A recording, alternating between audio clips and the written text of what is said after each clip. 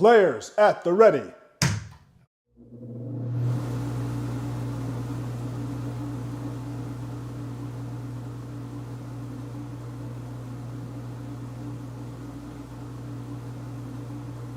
Are you ready?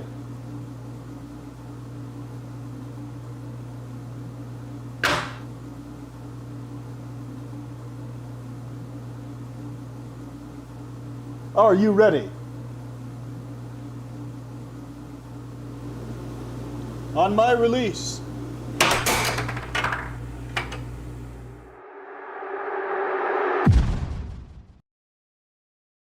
Tonight, I'll be eating roasted cauliflower tacos with spicy chipotle sauce. Thank you. Oh! I wasn't ready! You want cheese to go with that wine?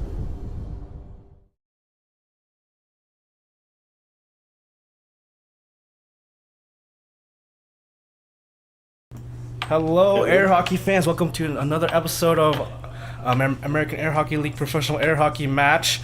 So today we have the biggest match for you right now is Idaho number 1, Nathan Buzz, versus Idaho number 2, George Anderson.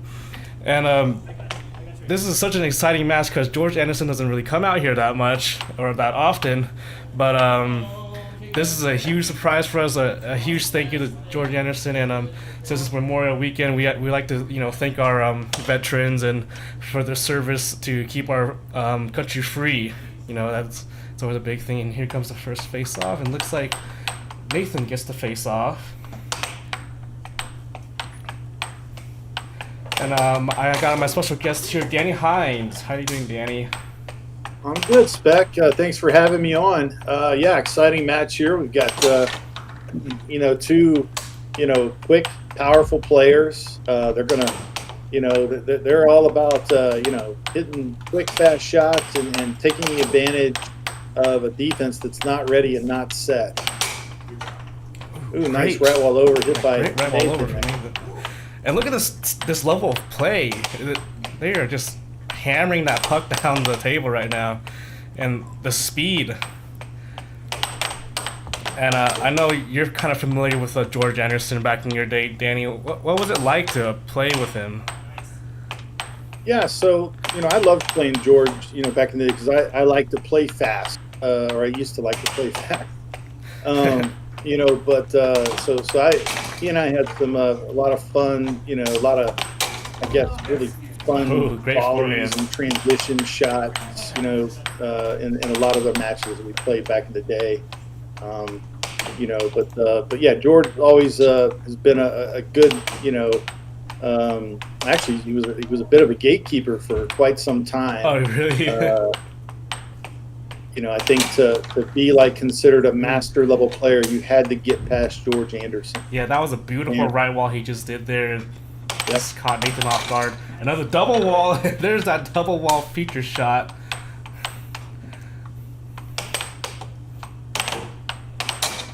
Ooh, nice pop shot from the right wall under. This is 3-5 now. Catching Nathan off guard there. Yeah, you got to be ready and set defensively. Now, George has been on a tour of beating our butts here in Idaho. He's win 3 straight games, and this could be the 4th straight game he's going to win. He also played in our weekly tournament, and he also won that one. So he's on kind of a butt-kicking spree right now. Yeah. Again, that was a nice right wall under. Yeah, hit by Nathan. Very fast. Oh, and there's that left right wall over for the final shot. Yeah, so George is known for his serve shot. So when I say a serve shot, it's kind of like when you're first putting the puck on the table and you're using your arm, your left hand to set up for a right-handed player, set up the shot for kind of like a serve shot, kind of like in tennis. And George does that really well. Like Phil Arnold does that really well. They don't necessarily start off with like a drift or anything. They actually go right into their shot, right into their attack, and catches a lot of players off guard. That was kind of a classic move, by George. And and he talked about, like, before the match, I briefly spoke with him, and he talked about attacking, Nathan with the right wall overs. Yeah. That's exactly what he did. I think he hit 2 double banks, and I think the rest of all his shots were overs. Now on this replay I'm showing you here, he does have that right side bank shot on that serve. He does that pretty often. He always hits the right wall over to try and catch people off guard. Yeah. So, and a lot of that, again, Nathan's got to be disciplined there, and there's no reason for him to pull back. And that's what he's got to. He'll learn that over time. And it's not easy because George is coming at you, and you see the motion of his body, the motion of the offense. I mean, you see it going all one direction, and he goes that direction, but he goes over the mountain instead of under the mountain. And the natural tendency is to block for the under, instead of the over. We got our second game underway. George won that possession. George told me he always wins possession. Do you have any history of George winning possession over you, or was it the other way around? I never really kept stats of that stuff. But I don't recall too many times where I lost possession on a face-off too much. To be honest, I think I was really quick, and if I didn't score on somebody, I would hit the puck back into their mallet and get it back. I'd say probably the majority of the time, but it certainly wasn't a given, because if somebody, plays like a French Open and they actually are expecting me to hit it into their mouth, all they do is catch it, and I just gave up the free possession to start off the game. But yeah, I wasn't really, for me, the face-off was a formality to get by and get to the nitty-gritty of the match. Right. Ooh, yeah, he almost got under on Nathan there on that transition. And that forehand left ball over by George. George is well known for his forehands too. He's the player that never kind of forgot that shot. And that right wall over again, just throwing Nathan off his toes. Oh, I don't think slow George, cut. Yeah, I don't think George has ever forgotten a shot. Now, defense, he's forgot a lot of defense. Oh, that just comes from him not playing that much. I think he hasn't played since last year because of his elbow problem. He has that compression sleeve on. Yep. Ooh, nice stuff on the line there. Man, George still never lost his speed. I mean, he does kind of slow down a little bit from his elbow, but man, his speed is just on the next level, even from Nathan. Yeah. I'm actually liking the pace George is playing right now.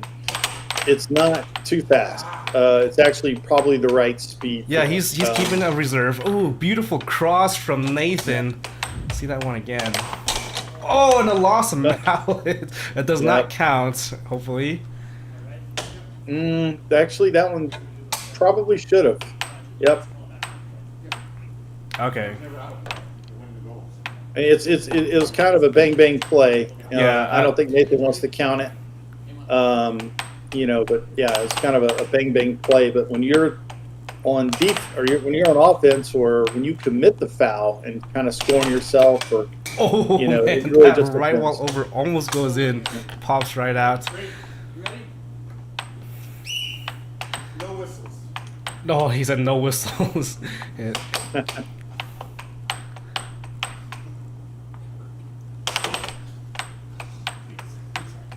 All right.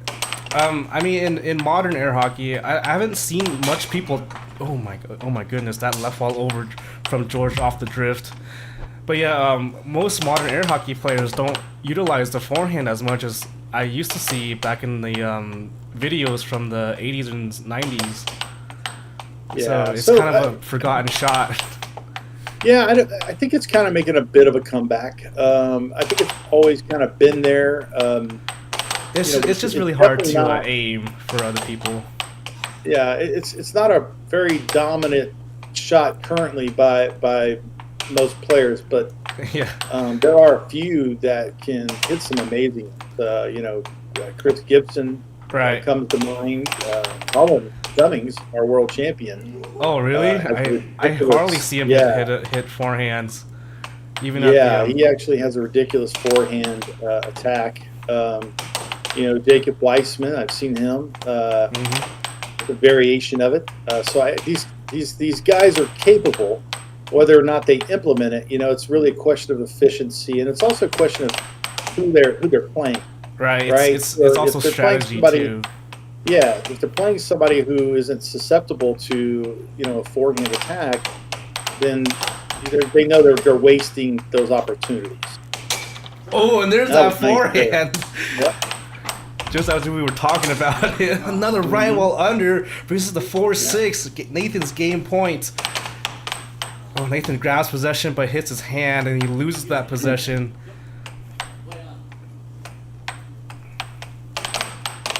George trying to do a left wall under, and Nathan will try and do a cut, I believe.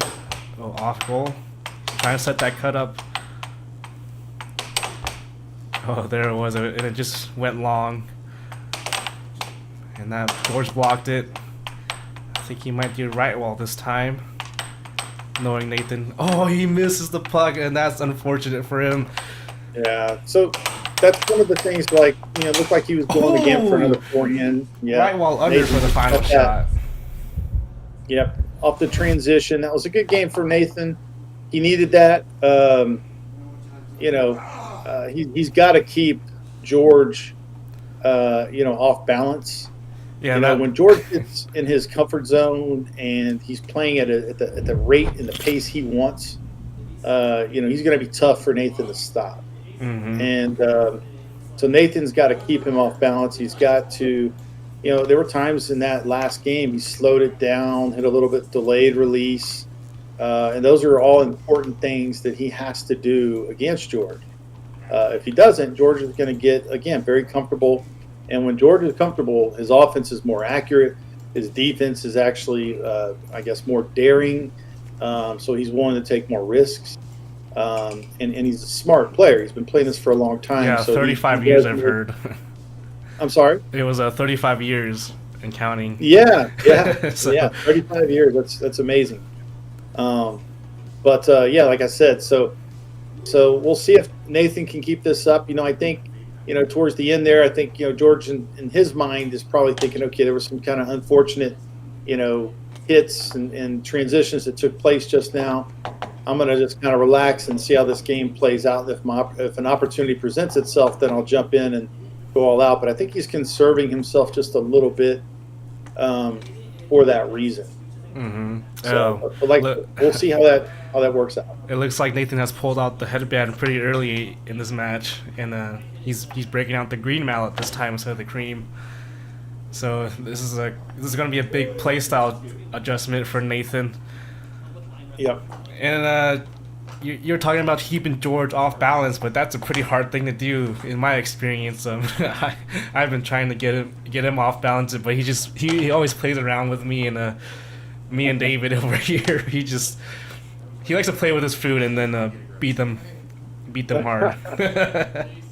Yeah, well, I mean, look, it's an art, right? So it's a craft that you learn over time, and keeping a player off balance is not easy, especially somebody with experience like George, right? So, but it comes with both discipline on defense and offense, and I know I harp on discipline all the time.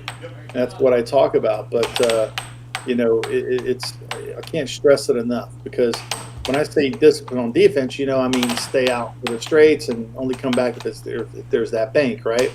Mm-hmm. But on offense, nice cut from Nathan there.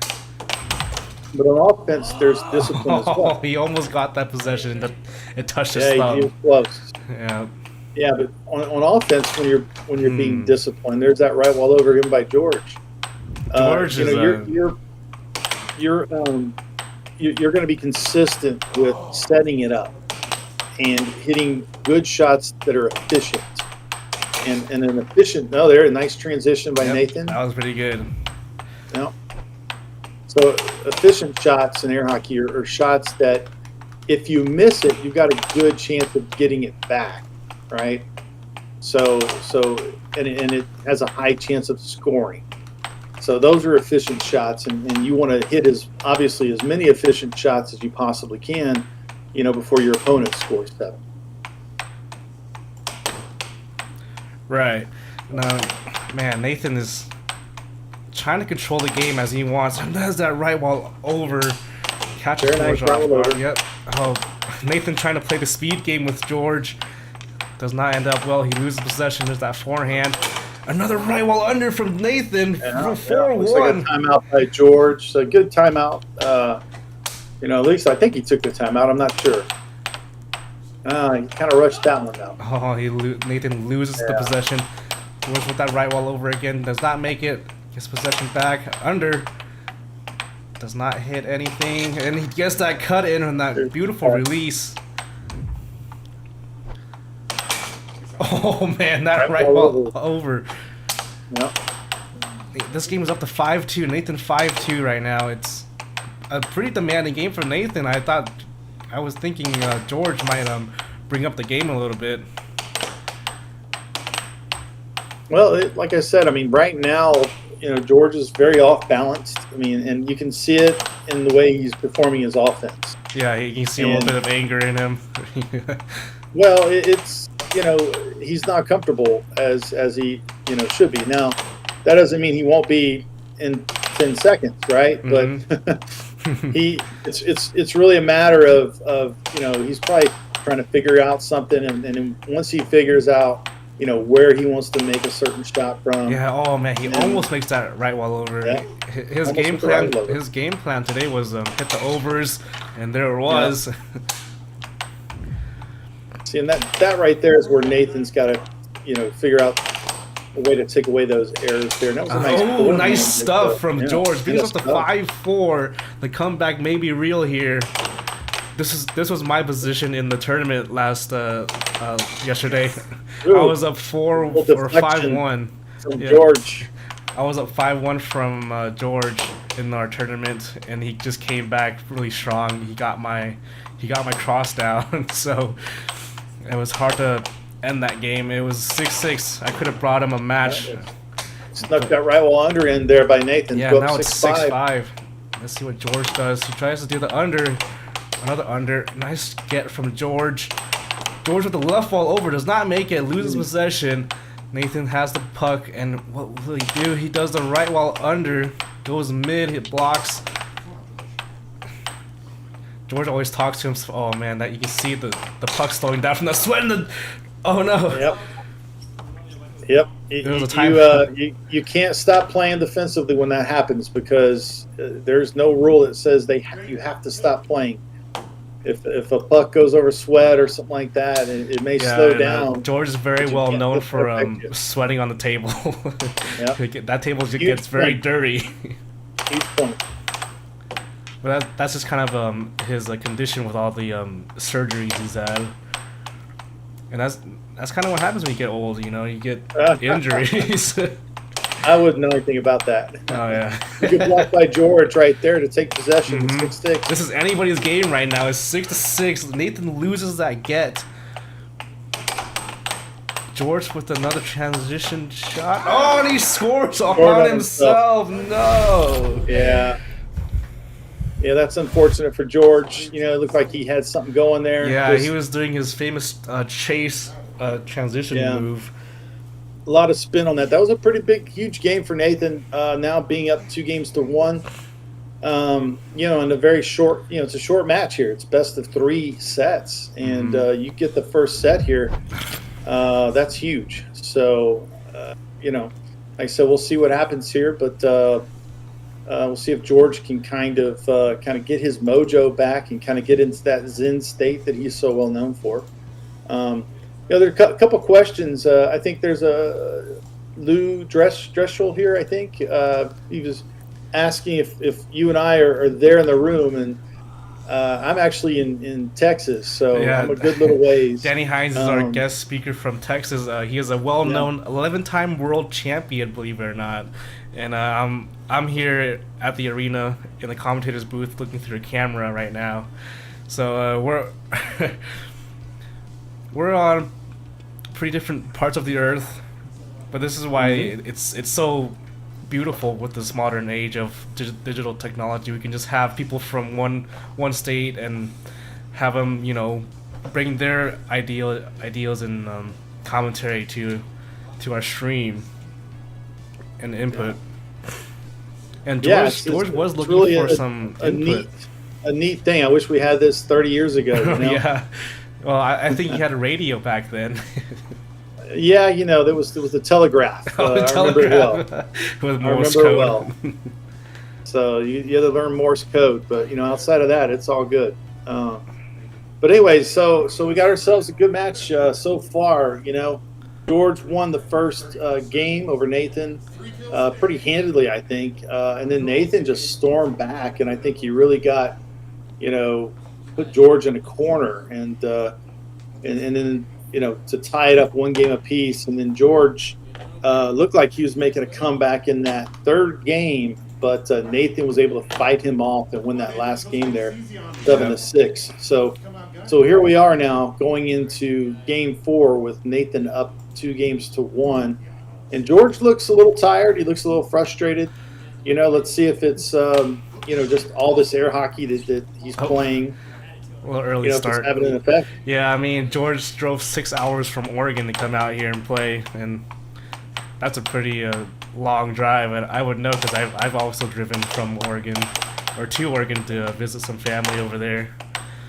Yep. And he's going to be driving home tonight, actually, so this is going to be a long day for him. So he's expecting a win to drive home happy. Yes, of course, of course. Oh no! Yes. Nathan scores in the back of his mallet. Yeah.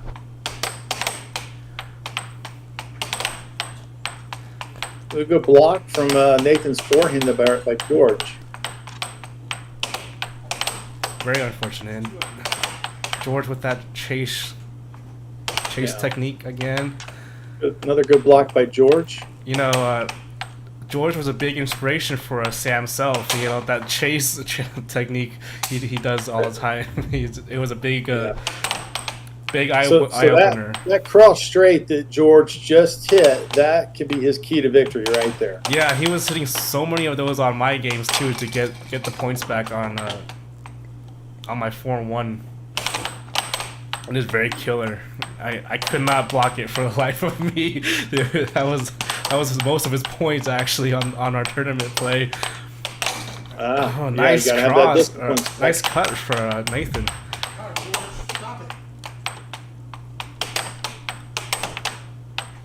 Yeah, George has given me a lot of pointers, especially on my defense. I need to work on my defense now for Worlds. But he's impressed with my skills on attack, which is good. Very good. Yeah, the Worlds is coming. It's right around the corner. Yeah, in 2 months, I believe. August 2nd, yep. August 4th. Ooh, nice right wall under for George. It's 3-1 now. Pretty demanding lead for George. This is a very this may be the opposite first. Spec, I think this may be the first time ever that air hockey is going to have its own island to play its World Championship on. Famously known as Puck Island. Yeah, it's going to be awesome. All right, welcome back, Lou. This game has just started, and these players are getting all warmed up now. It's currently game number 4. George is up 3-1. Nice delay shot and a right wall over from Nathan. Yep. Very beautiful. Now I'm sounding like Nathan now. I keep saying beautiful. Awesome left wall over.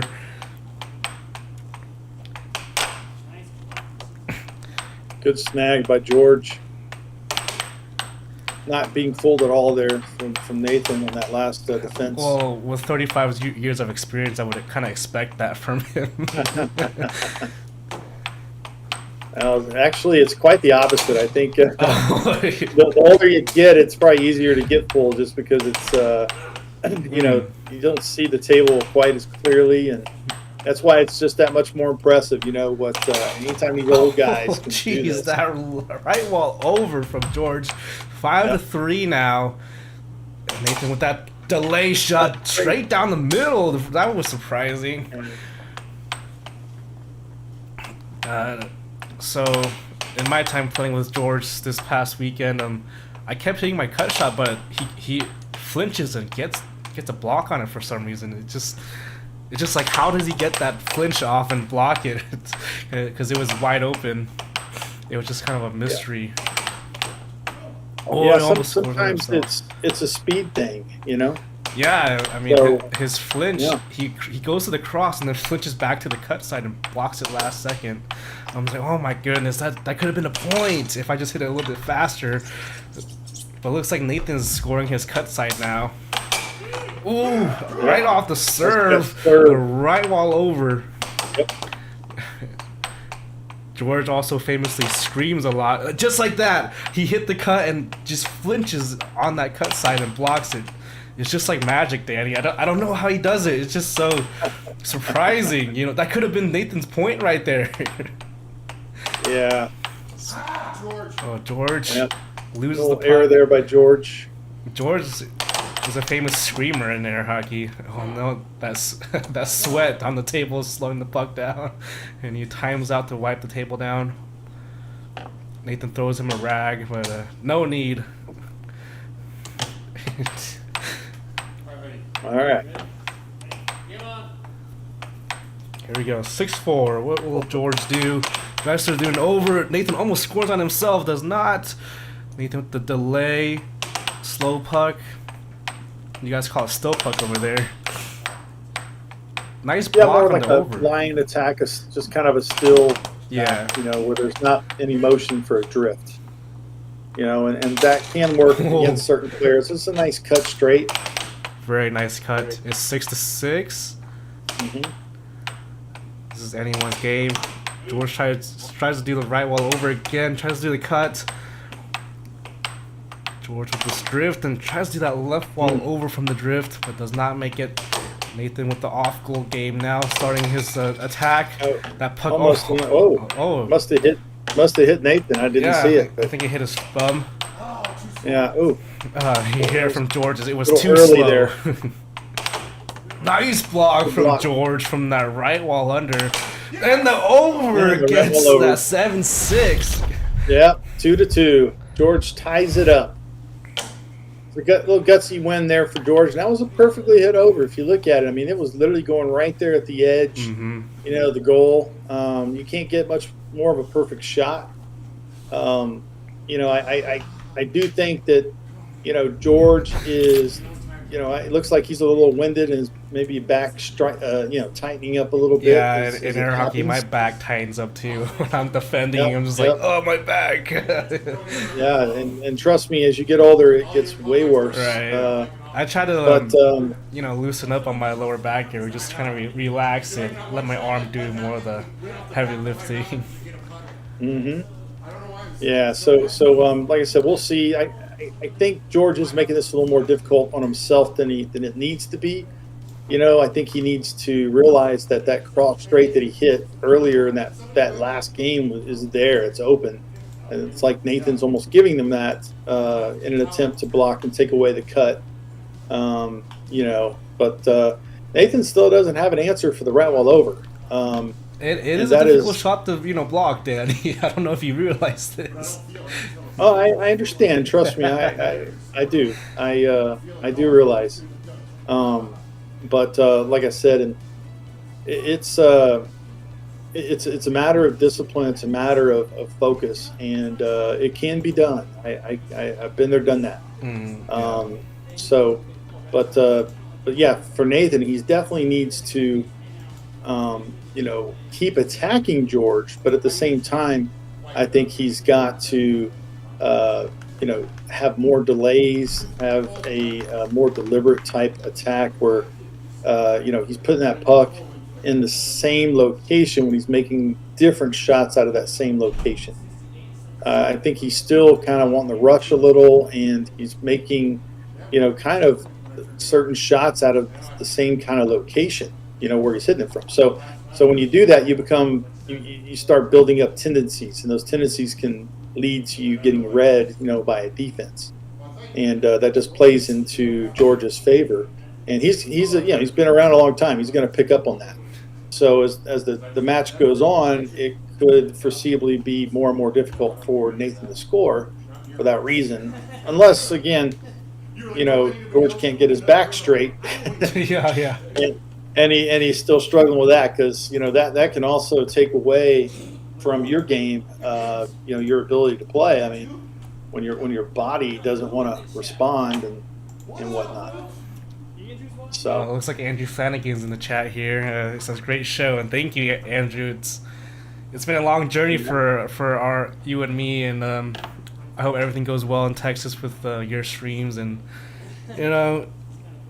we're here to promote air hockey in the best way possible and just create a entertaining show for everybody. All right. Yeah, no Getting doubt. into game number 5. We all got to support each other in that endeavor, because it's a monumental task. Mm-hmm. All right, here we go. It's like 2 games apiece in this 5th game here. Great Nathan point from starts Nathan. off with the right wall under to get by George's defense.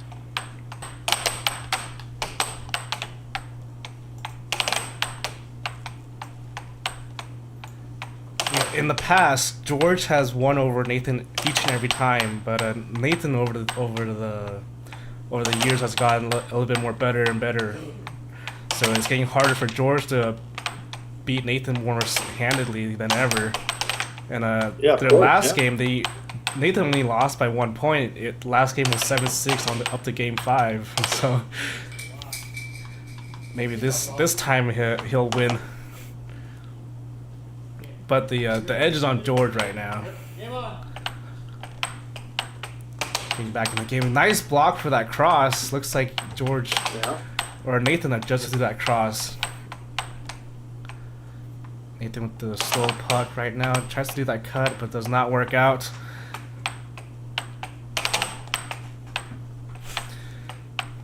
Now George is taking a little bit of a playstyle change right now. You can see his drift has gotten a lot slower. Oh, and Nathan tops the puck.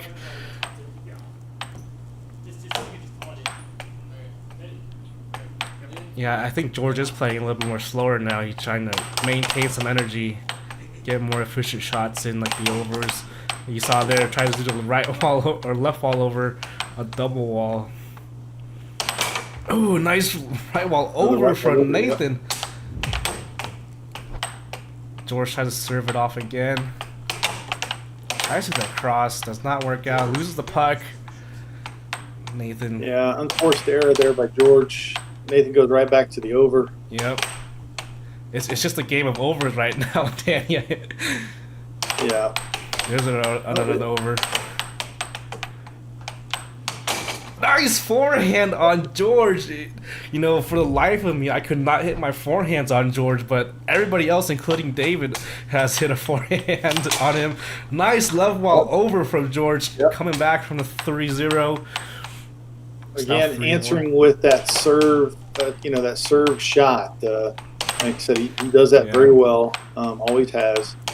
And I agree. Andrew made a nice little comment here, concerning Nathan as to, he has another level he can unlock, when he realizes about, timing, releases, and whatnot. So, and that's so true. That's nice true with a lot of these guys. Left wall under. It looks like George has switched to has loosened low top. Another cut from Nathan. This is 5-1 right now.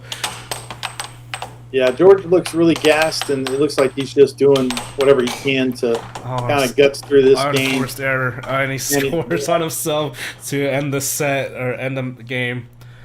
Yeah. So that's kind of an older school mentality. Whenever you kind of have a game that you feel like is out of hand, they throw that last point in on themselves and whatnot. I never have necessarily agree with that, but I understand there is some logic behind it. The logic is that you just don't want your opponent to feel like he ever scored that seventh point. Yeah.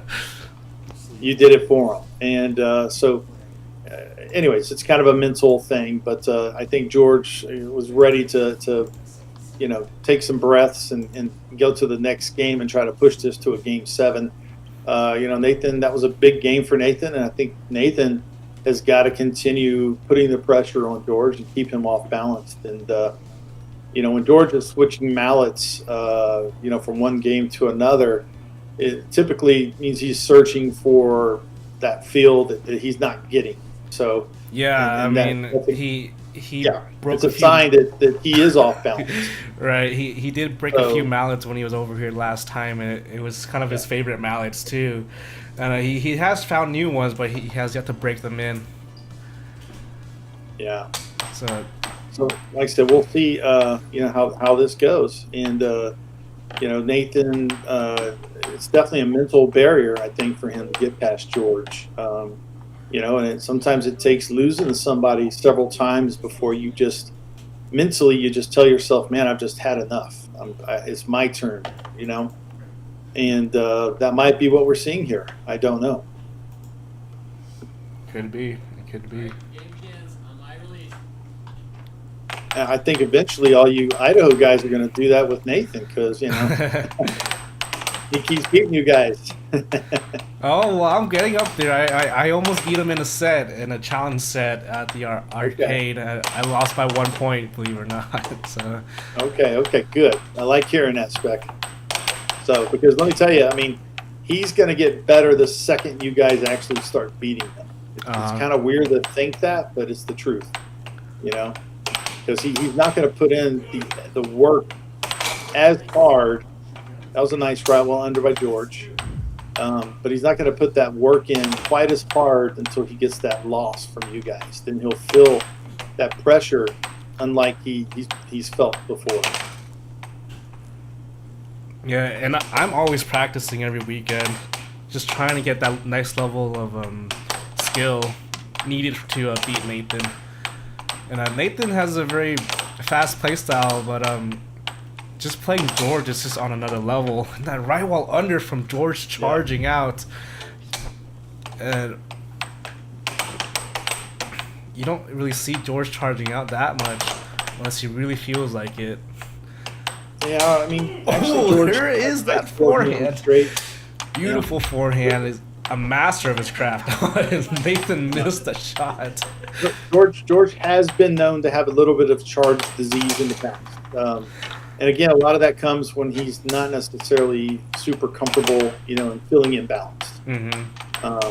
And I really think that, probably his back is super tight right now, and that's probably a big part of it.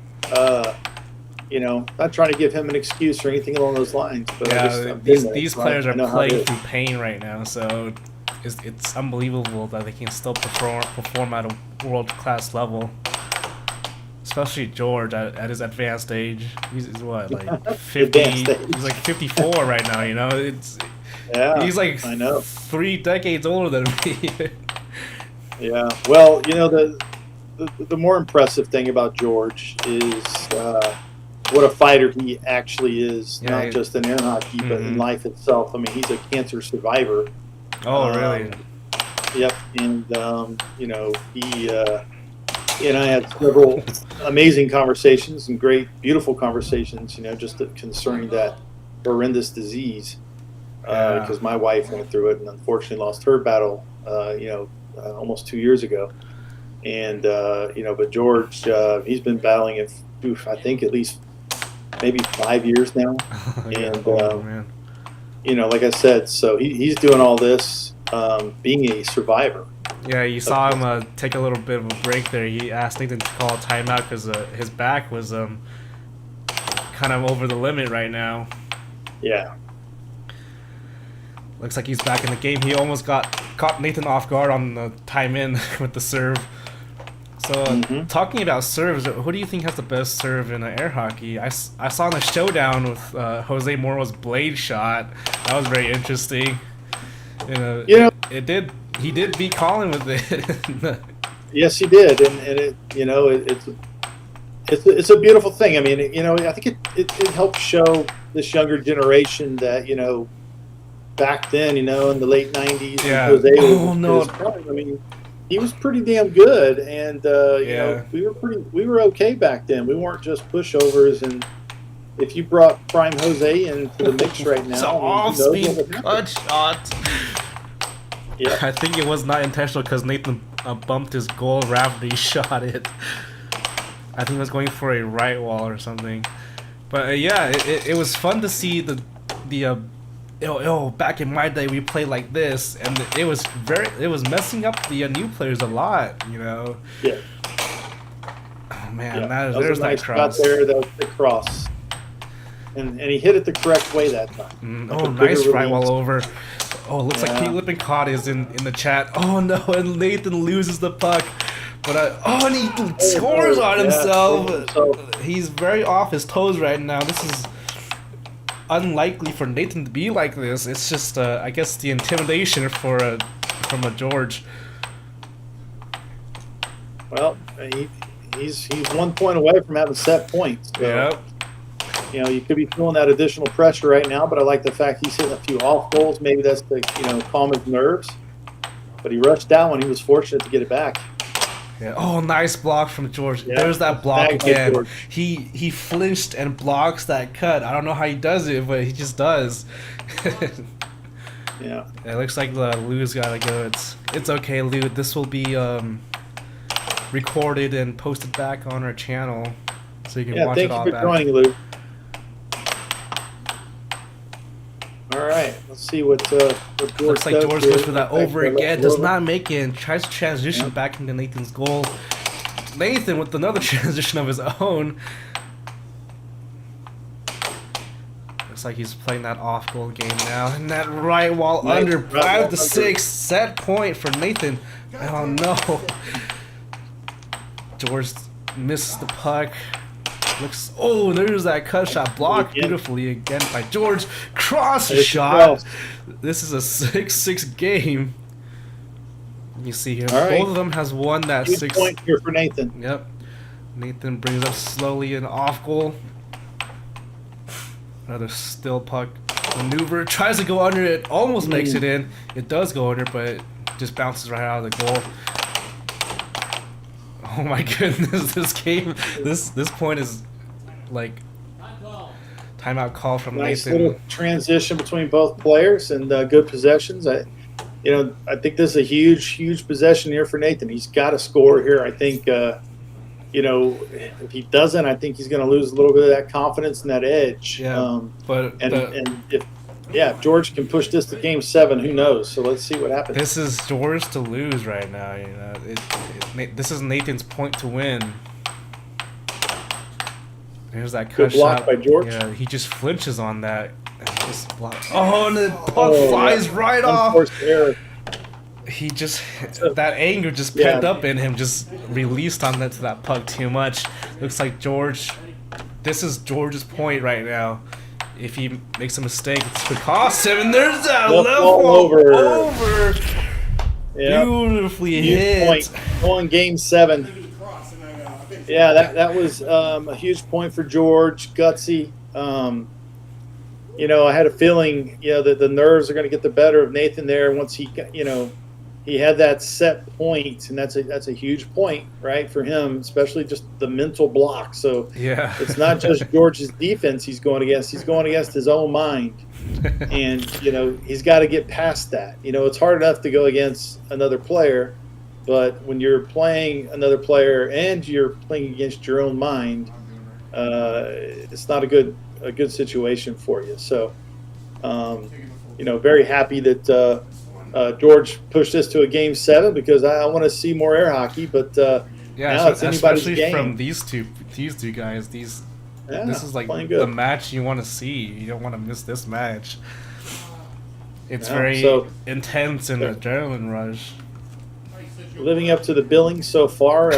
You know, George, 2 of his 3 wins have been 7-6. Nathan won one of those 7-6 battles. So the 6-6 battle edge goes to George at the moment. You know, and, you know, outside of that one kind of blowout where Nathan just really got to a huge lead on George, and, you know, it looked like George just kind of, well, it didn't look like it. He really conceded that game, I think, to kind of get a little bit of a rest and to, kind of regain his composure a little bit. And I think, outside of that, it's been an extremely competitive set so far in the competitive match. So game 7, obviously it can go to either player. I would say that it's probably a little more important. Actually, I was going to say for Nathan to win this, but I'm not so sure because, I'm still seeing George there laying out on his back. And, it might be just physically more important for George just after a whole week the last, 3 days, right? He's been over there playing. Yeah, this is his fourth. Fourth day. Yeah, geez, that's a lot of air hockey. Especially not playing for so long and then just going right back into it. Well, he drove in on Thursday, and then right on Friday I played him, and then he played Matt Bentley on Saturday. Sunday had the weekly tournament and played David, and now this is his final game of the weekend, the Memorial Day weekend. And now he has to drive back home after this. So definitely a long week. I'd be worried about cramping up. Somebody needs to get him some bananas before he makes that trip. Oh, he said he's brought tons of food. He went to the grocery store right before Memorial Day happened. Okay. You can hear him. 2 out of 3s and 3 out of 5. All right. If it was a 3 out of 5 game, it would have taken at least 5 hours, as I've been told. Yeah, that's what they were saying. Yeah, so I guess we'll never know. But hey, we got what we got, and best of 3, a shortened format. But it could go to the third game. It could still be a good show. Yeah, absolutely. Could easily go to a third set. And here we go with the face-off. All right, Nathan won the face-off. So just for the public out there, so in a USAA challenge match, most of those challenge matches are played best of 7 sets. Each set is the best of 7 games. So 7 is kind of our sacred number. You look at, to win a game, you got to score 7. And speaking of scoring, George Anderson just opened up the first point of the 7th game, 1-0 with the right wall under. Yeah, I've heard those games kind of go on for 8 hours or something like that. If it goes all the way to the 7th game. Oh yeah. And the left walls for Nathan right now are working really good. Yeah. That's his second left wall shot. Like George responds with his own left wall over. Yeah. I think this is going to be a left wall game, Danny. What do you think? I think it's going to be really, if George can hit that cross straight more accurately. The last couple he's hit have been right in the middle of the goal, right into Nathan's mallet. Yeah. Oh. So if he realizes that and just gets it where it's a little more accurate, it can put him over the edge. For Nathan, he's also got to hit the cross, I think. These guys can sit there and bank on each other and see who's going to eventually. There was almost that cross, Danny. It almost went through. He didn't hit a cross, and it almost went through. And George with his right wall over. Andrew says that he likes the best of 3 matches. It's more watchable that way. Yeah, no, absolutely. And left wall under. This is another a tied up game, 3-3 now.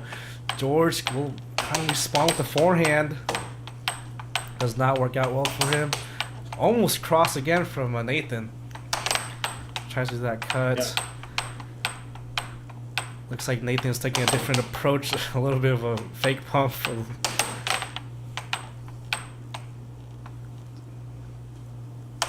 I like it when Nathan changes things up, but he still has to hit every shot when he does change things up. Yeah, most of his off goals you see here is just him trying to think above the 7-second timer he's got. So he's just trying to think of what's going to work on George because it's the 7th game and they're all adjusted to each other right now. Yeah. So George is also trying to think what's Yeah. working and what's not. It's a battle of the mind, you know. Especially Yeah, at, and like the top that 30. last bank from George, I'm pretty positive he was going for the right wall over, which Yeah. may have been there, but it went under and Nathan was all over it. That was a good block there and almost a really good transition, Yeah. but Nathan was there. He was ready Nice for block from George. George gets the possession now. Off goal and misses the it. puck. First there. This game is just making me speechless. I just don't want to talk because I want to focus on the game. But as a job as a commentator, I gotta talk. Yeah, I gotta keep going. Yep. Oh, it looks like All George right. almost got that cut in. George gets the cross. the There it cross. is. That was like a super long volley for both these players. Yep. The longest volley in our match so far. I think it lasted Mm. for like 3 minutes or something. Jeez.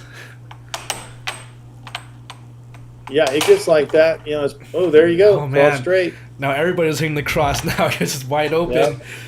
Yep. Looks like, let's see if George will hit a cross here to get that 5th point. George filling up his back right now. Tries to do the double wall. It's like Nathan will bring it to the center, brings it up, hits it down the middle. Do not want to do that against these high-level players. Hitting it down the middle is like a sin in air hockey. And Another there's- good block there by George on the right bank. Ooh, there's that Yep. cut. Out straight. Yeah.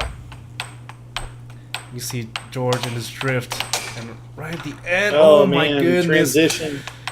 it's 4-6 now. 4 for George. This set could mean everything for George, and it can mean everything for Nathan. Nathan wants to win because he never won against George, and George wants to win because he wants to drive home happy. Nathan is trying to do his forehands. I just don't advise people doing forehands on George Anderson. He's kind of a master of that. He just knows where that forehand is going to go. Well, George had the privilege and honor of playing probably the greatest forehand player of all time, which is probably Bob Dubasson. So, Oh, nice yeah, nice transition for transition. Nathan. he's still in it. Yeah. 7.5. Oh, he timed out. George told me he learned all of his forehand shots from name slip in my mind. Bob Dubasson or Other guy. Mark Robbins Yeah, or Mark John Robbins. Stuckey or Mark Oh, Robbins. Mark Robbins. Yeah. yeah. Yeah, well, Mark Robbins and Dubasson, they were like Colorado rivals. And and 2 of the best players to ever do it, especially back in the 80s. Amazing players. Yeah, I know Mark. I've also seen Bob Dubasson play his forehand game, and it was just beautiful, you know. And I just want to play that forehand game also. Which is why you see me playing forehands a lot. And there's that right wall. Right wall over. Yeah, right wall in the right wall under. Oh He my gets the goodness, on the set. serve. He ended up being going under instead of over. I think he So was trying to change do of that pace, over. Take the set. Have you ever won a Yeah. But Wow. Nathan blocks the over. Yeah, man. That puck hits his mallet and it goes straight into his goal. And there's that Yeah. first set from George Anderson, a 6-7 to end it off. Yep, very gutsy, win for George there. I think the key for Nathan is not to get deflated here, not to overthink it, and realize that he's going against his own demon in addition to, George. And you don't need to do that. You just need to focus on Yeah, of course. the task at hand, So, but definitely awesome stuff. Great first set. You can't ask for more when it goes set point either way, right? Yeah. Man, and look at that. So, of George's 4 wins that set, 3 of those 4 wins were 7-6. So that very easily could have been in Nathan's favor. So Nathan should think about that and understand that, he is just literally 1 point away on multiple occasions, of actually taking that set from George. So he's capable. It's a matter of, implementation, right? Just getting on there and doing it. So Yeah, and I'll show the viewers here in just a second as I'm trying to load it in here, and here we go. all right. You see all those scores. It went to the final game, and as Danny said, 4 of those were 7-6s in George's favor. So Yep. we either have one more game to go or 2 more games to go. Yeah, sets. Yeah. Oh, so yeah, either sets, right? yeah, one more set or 2 more sets. I mean, it's best of 3 sets. George just needs to win 1 more set. Whereas Nathan has to win the next 2. Otherwise, George is going to be singing about how he demolished Nathan for again. 6 hours on the way home. Right. Once again. But no, I don't think George would do that. Only the first 30 minutes of the 6 hours. After that, he'll do something else. Yeah. No, but, All right. Anyway. Looks like we're going to go on the couch here in a little bit. We're going to interview the players here. And All right. you could give them some pointers, and I'll just interview them. Absolutely. All right. I'll see you on the couch then, Danny. Okay. Yeah, so thanks for everybody joining. Tonight, this evening, got a match here with 2 great players, Nathan Buss and George Anderson. George has been a mainstay of the sport for decades, been playing for over 35 years. And Nathan, he's building a little empire there in Idaho. He is by far the number 1 player in Idaho, and has been a dominant force there. But the one guy that he's been learning from is the guy he's facing on the table right now. It's very, very true. Hey, Danny. Nathan, how you feeling there, buddy? Man, nothing takes a win out of my sails like a loss at 7-6. Knowing that 1 point is the difference between everything and nothing. It hurts. It hurts. Man, I understand. What happened? Why'd you lose? It was 1 point away. Yeah, you could have hit the we were right talking over, about that actually, could've Nathan. won the whole thing. If you look at the 4 wins that George had that first set, 3 of them were 7-6. Right. And especially when you were up, I think it might have been 6-4 in that 6th game. And I was telling Spec, it's like you're not just playing George, you're playing against your own mind right now. It's very true. A part of me wants to beat the guy, and a part of me wants to make him proud at the same time, and it's a weird mixture. He's kind of the father of air hockey over here. So yeah. So let me tell you, nothing will make George happier. Maybe not at the moment, but but for you to kick his butt. That's actually a really good point. That's really what he's going to be wanting here. He's going to want you to play your best. And you won, even though I might have won in points. I don't think that George is going to see it that way. Every time I score a goal now, I'm going to say, "I'm doing this for you, George. I'm doing this for you." So you'll be proud. It's going to hurt me more than it hurts you. Yep. Well, okay. So what can I improve on? It's hard to. I got my horse blinders on, right? I can't see anything but tunnel vision. So what am I missing? Sure. I see Andrew telling me I need to work on my time releases, and that helped a bit in the last game. Doing everything you need. No, absolutely. So I think I think you have several more levels that you can actually attain, right? I mean, it's not just one, but that's one thing. That's one little aspect to your offense that's a pretty quick thing to add. Is again just taking a little more time. Doesn't have to be a super fast drift. It can be a slower drift, and then holding that release just a little bit longer to make a good shot. Gotcha. And that's kind of what Andrew is referring to. And those time delays and those, that kind of release with a good, powerful, undercut, and then, of course, throwing the cross, attack. It makes a world of difference. And it just adds a little extra pressure on the defense to perform. Gotcha. Right? Yeah. And that's really what it's all about. So, when you kind of rolled on George in a couple of those games, right? So kind of that 7-4 game where you kind of came back in the game 2, and then you had George off balance a little bit. And I know his back didn't help him, Right. Because I can see it getting tight. And unfortunately, I've been there and I know what he's going through. But you can't do anything about that, right? You just got to focus on your job at hand. But definitely you got to keep him off balance because George, he's looking for that zen. He's looking for that that focus, that ultimate focus, where everything's in the perfect zone, right? So he's in that zone. He's playing at the pace he wants to play at. So he knows where every puck's going to be. Anytime it gets on his side of the table, he can charge you at any moment. He can defend you up, D you up at any moment. He can hit transition shots. He can slow it down and hit whatever shot he wants, because that's the flow he wants to play in. Right. So, when you play a player like that, you've got to take him out of that flow, right? Because that's when he's at his best. Yeah.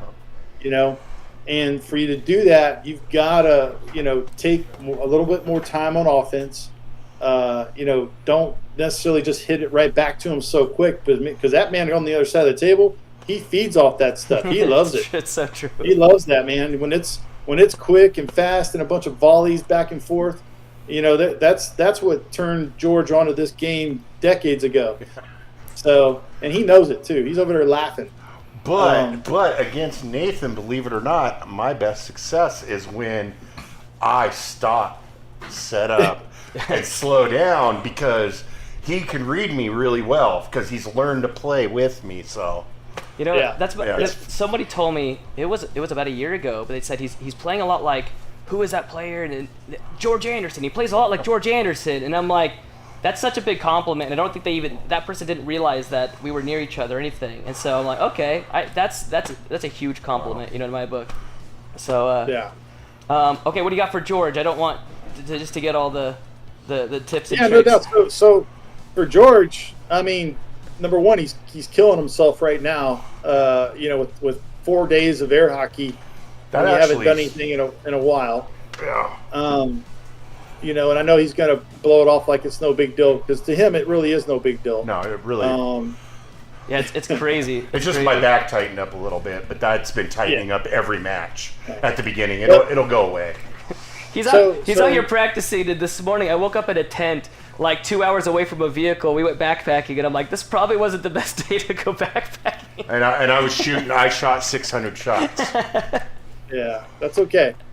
So George, I think you actually found what the advice that I was going to give you. You found it during that first set. Yeah. And it's probably the cross straight. Is what you're thinking. The early one. Yeah. Yeah. So obviously there are different variations of it, and you found the early one on it. But the more important part of that is the release that you're using to hit it. Yeah. Right. So it's a little more exaggerated release. Yeah. And you're throwing in some that, backsides too. Yep, exactly. So you're adding that additional stress, on Nathan's defense, and you're testing his discipline a little more by doing that. And he was susceptible to it. Whether he continues to be, we'll find out, right? So I mean, he's got to be more disciplined defensively, and you've got to force that issue, right? One way or the other. One thing I haven't been doing against him is I'm not being aggressive enough on the table either. I got to take control of the table, because I do have the experience. I've been playing 30 years. I got to kick it into, like you said when I was playing Matt the other day. You're just like, oh, you're just playing sick, just taking over. And I was laying back early in this match to kind of feel you out, and then I finally started stepping up, switched my defense. I did switch defenses too, because instead of playing back so much. You forced me to play back. Normally against the guys, I'm way up there near the center line to block stuff, and it scares them to make their shots, right? But against you, I get punished if I do that. So I gotta, It's funny it's crazy the difference of how every player plays somebody else, right? You could play 10 people and play 10 very different styles. And that's what I'm noticing about my gameplay, George's gameplay. All the top level players that I've ever watched, they change their everything versus each player they go up against. Every time I go up against somebody else, George tells me, he says, George always tells me, why don't you play against me like that? When he sees me playing against somebody else, right? He's like, why don't you play against me like that? So, yeah. No. So, yeah, it looks like we're ready to start up our next. Just for anybody watching this live, show some love. You can hit the heart button. You can show some comments in there. We get to see these comments. So I see you in there, Lou. I see you, Andrew. I see you, Felix. I see you, Pete. Andrew. If I already said Andrew once, Andrew gets Andrew gets 2 calls out. Thanks for coming out and watching us. Yeah, seriously. He's becoming my arch rival here. At least he pushes me and gives me some good practice for nationals. All right, see you on the other side, guys. All right, guys, good luck. All right, so about to go into set number 2 with George taking the first set. Oh yeah. Oh, now I get George is to up see a 1 set to George 0. Sweaty's belly. I just wish I could listen when I'm like after a battle. I can't. All right.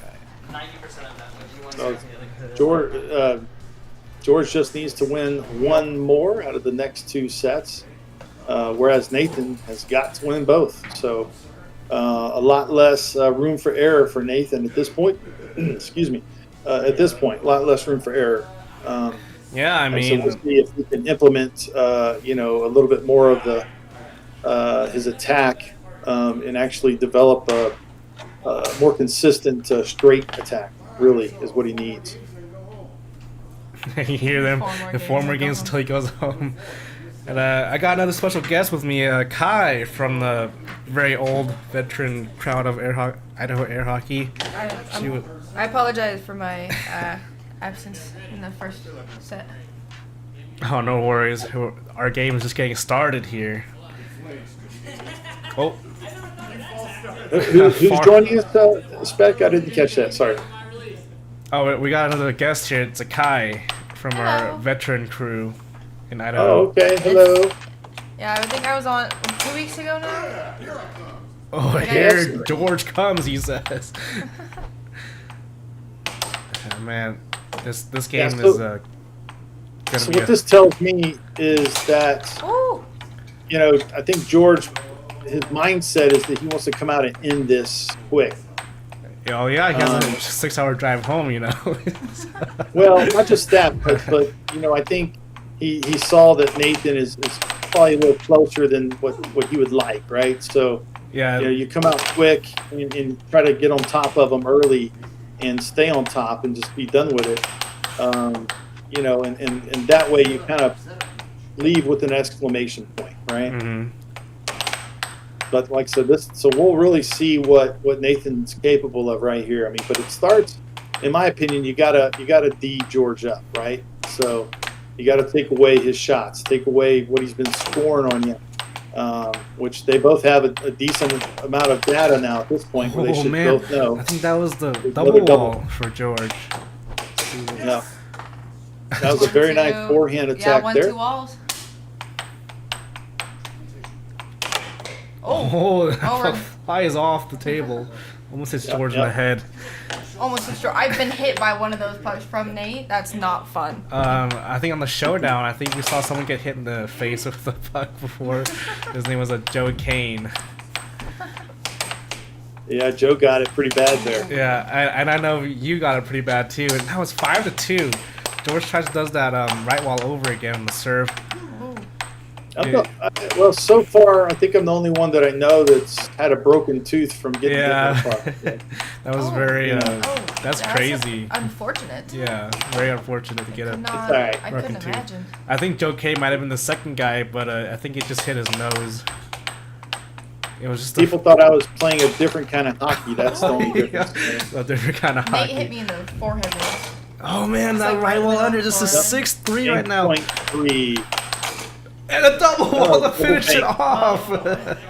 George is not messing around. Yeah. So George there, like I said, really came out, I think, trying to send this message, to Nathan. Nathan, again, he's got to really focus on defense and take away a lot of that stuff. It was 2 double banks. George hit some good shots. Yeah. But they're not like unblockable shots. That one forehand was very strong. That forehand straight that he hit.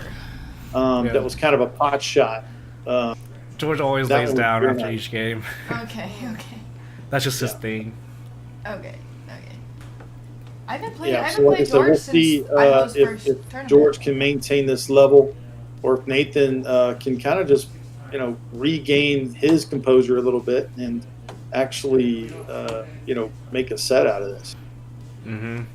That was Kai was saying she hasn't played George since the first Idaho state tournament. That was in 2022, so 2 years ago. That was very long time.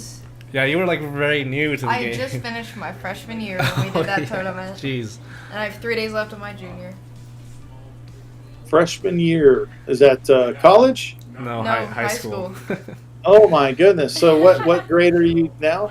I have 3 days left of my junior year, and then I'm going into a senior. Oh yeah, my youngest daughter is a senior now. She's about to be a senior as well. We finished, I guess, or they finished last week. So I feel like I'm getting out after everybody. what's that? I feel like I'm getting out after everybody else. I mean, I had today off for Memorial Day, and I have tomorrow off because our school decided that we really needed to be good, or we really needed to do good for our state test this year. So they rewarded us with days off if we did. So I don't have school Tuesday either tomorrow. Oh. So yeah, Wednesday, Thursday, Friday, and then I'm done. Oh, they must really not like you. Trying to get us out of there. They're really trying to get us out of there. Should have let us out 2 weeks ago. That's only for seniors, though, unfortunately. Yeah.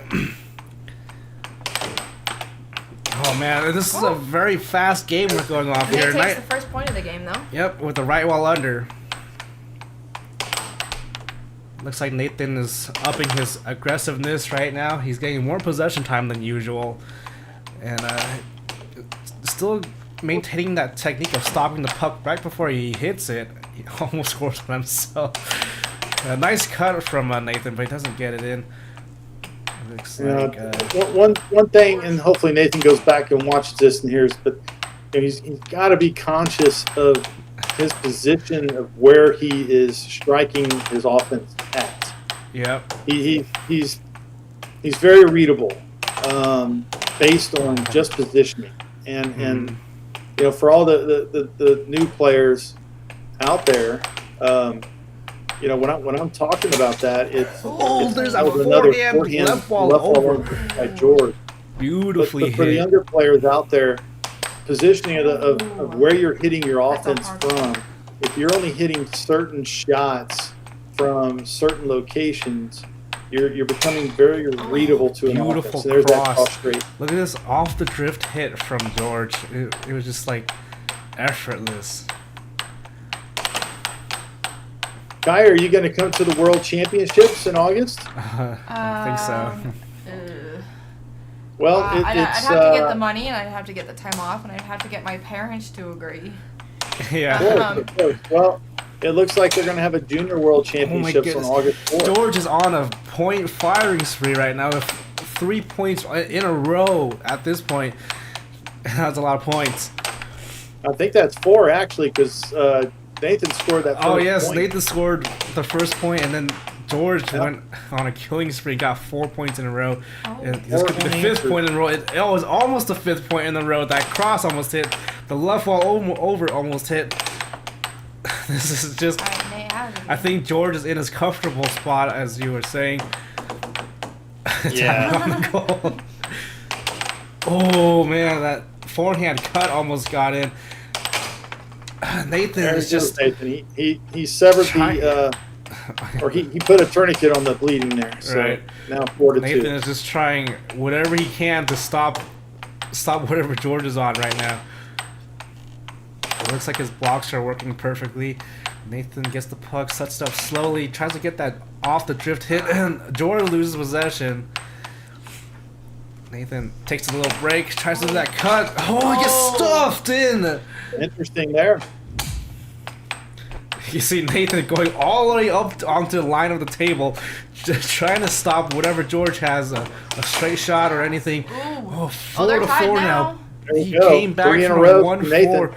Yep, this is Nathan's killing spree right now.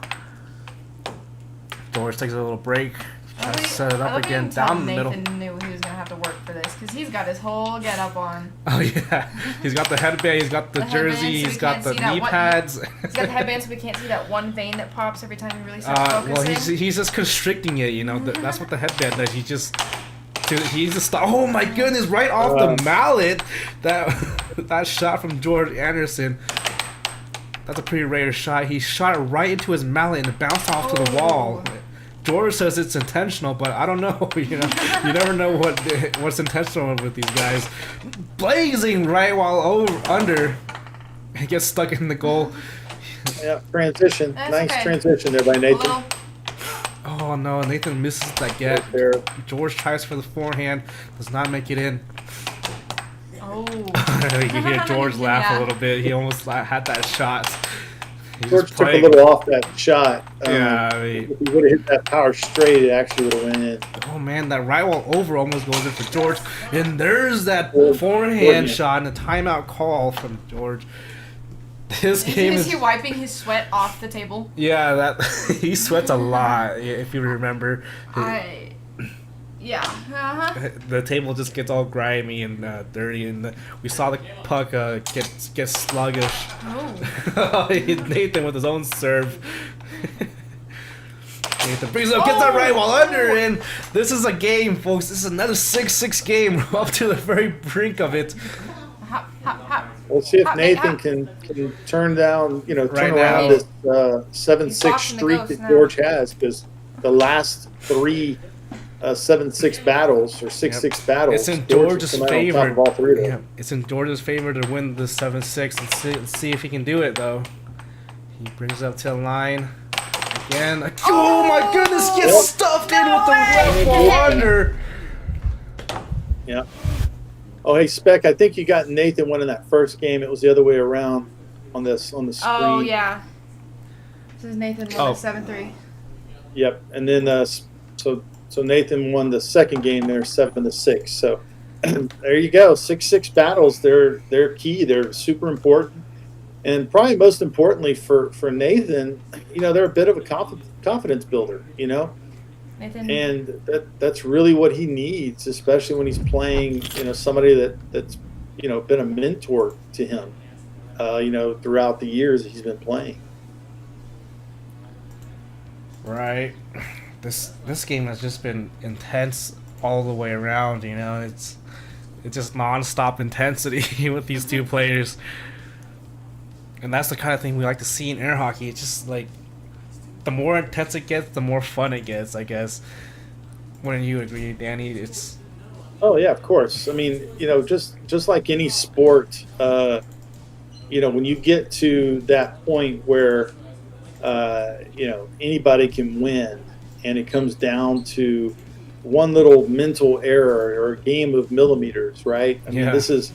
Everybody loves that about football, game of inches, baseball. One hit, one home run can totally turn around a series, right? Much less a game. Totally change the entire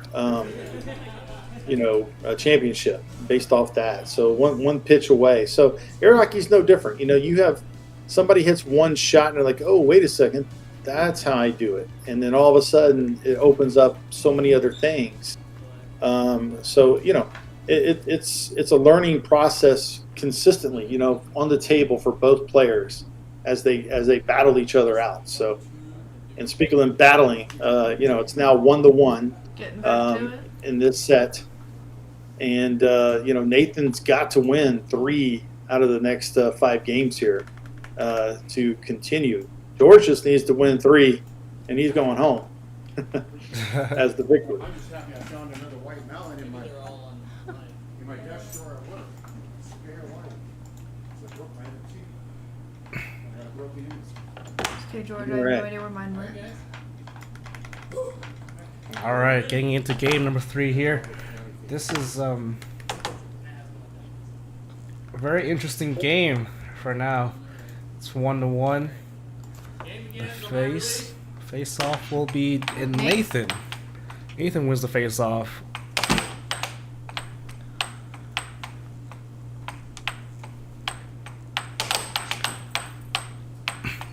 Now Nathan's starting off here with the right walls. Oh, the double shot! He finally gets the double shot in. That's our feature shot of the day. And what's funny is in their last challenge match, Nathan was doing a bunch of double walls, and George was like, "Oh, play me like a man." It was always garbage shots, so it was, yeah. Oh my goodness! Look at that off speed right while under. Oh, beautiful. Nathan's off to a great start. I don't know if you heard me, Danny, when I was on my sentence there. Oh man, that right wall over from Nathan.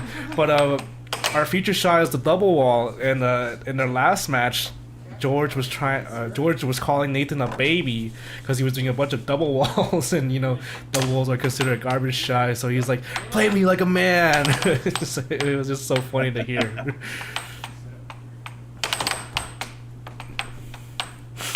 All right. It's 1-3 on Nathan. Now Nathan has taken complete control of this whole game here. Got lots of possession time, and George is on that edge. No, nice get from Nathan. That was beautiful. Oh, tries George. Another offense. Yeah. Now George has possession. Gets that cut in. Now Nathan is trying to respond back with more right walls, and there's that right wall under. 2-4 now. For the forehand from George. You never know when it's going to come out from him. Oh, that transition! Another transition, Nathan. yeah. It's 2-5 now. He's in the zone. George lifts up his mallets like you're. I think George is giving up on this one. Well, maybe he might score it out himself. He gets the 6 point, but or he. Anything can still happen here. Oh, nice block from George. George sets it up. Tries to go to the forehand again. He's not done. He's not done. Now, oh no! It hits Nathan's pinky. Ouch. I mean, I've had a bunch of bruises on my fingers when I was playing. Nice right roll over by Nathan. Yeah, and George tries to serve it in again. George is getting a little angry here. He's yelling at himself. Oh, he's trying to get... Nathan almost stuffs it in back. This is a pretty fast game on the table right now, Danny. Like, this is constant back and forth. Very intense compared to the other games. And now George slows it down, gets that right wall under it from Nathan charging way out there. George slows it down again. Oh, he loses his mallet. No. Yeah. I've thrown a mallet or two. Well, just because it gets so sweaty in that mallet, it just slips off. So don't let anybody use my mallet. Oh no! Nathan almost stuffs it in back. Nathan gets the double shot on the right wall under. 2-1. This is looking similar to last set. It was a right wall over. Oh man, yeah. That was a great shot from Nathan. Yep, 2-1 now, Danny. Yep. 3-7. Strong performance by Nathan there. To take this 2-1 lead. Again, the question is like once he starts getting closer and closer, right, to that set point victory. That weight gets on his shoulder, that monkey, starts jumping up and down on his back, and that's where Nathan's got to overcome it, right? He's got to overcome that monkey on his back and, that thought of like, okay, this is, my mentor, my teacher in the sport. I'm not supposed to be beating this guy, right? You just have that in your mind for whatever reason. And, Nathan's got to overcome that. So he's getting closer to that point where that monkey's going to be jumping. Yeah, George has been a big inspiration for Idaho. Actually, he's like our biggest mentor into the higher levels, and he's the go-to guy whenever he comes here to play him and get some advice. And he's our closest top 30, top 16 player at the moment because everybody else is just moving to Texas or North Carolina, out here in the North Midwest. So we got nobody here. It's just Nathan, me, George, especially now Matt. Jacob moved. Yeah, Jacob moved to Texas. Sam moved to Illinois or something. Indiana, actually. Yeah, Indiana. Somewhere out there. Yeah. That's okay. I mean, that's not bad. The good thing is you guys still have each other, right? You still Yeah, we you know, still, had we this still got format. each other. And- We're still holding hands here. Looks like But- Nathan gets the first possession. It is It getting a can little bit still be done. harder. It is getting a little bit harder to improve with dwindling top player base. Just think back to, you know, the 80s when, you know, you didn't have all this technology, you know, like you wouldn't even be able to, the only way you're going to talk to somebody is using a rotary telephone and actually dialing long distance and paying all that money to have a conversation, you know, back in the day. Oh my goodness. Another forehand left Right ball off under. the bat, George scores with a forehand left ball under. So information is out there for you guys. It's really just about implementation and you know, putting it together. But it does help to play top level competition to enhance those skills. Yeah, There's no question I about mean, when I went to Worlds, I've learned more from playing in Worlds than I have playing months and months in the arcade. Like, my skill boost just jumped way higher than I would expect from playing at Worlds.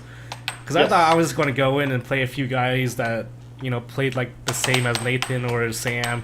But no, everybody's so different out there. It's kind of hard to tell where I'm going to go do good or fall because of their style difference.